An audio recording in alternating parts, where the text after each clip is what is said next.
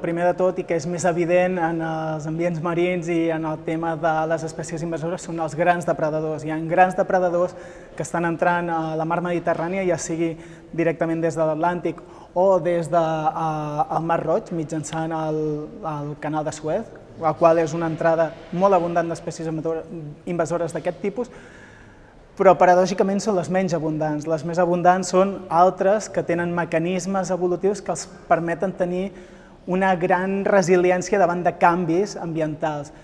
En què implica això? Doncs implica canvis que accepten canvis de salinitat, que accepten canvis de temperatura, que poden competir per l'espai d'una manera més eficient perquè tenen tòxics que els permeten desplaçar les espècies que ja estaven prèviament estabilitzades. I sobretot les que més estan disfrutant d'aquest canvi climàtic i que estan sent cada vegada més abundants al Mediterrani són aquelles que es transporten per l'ésser humà.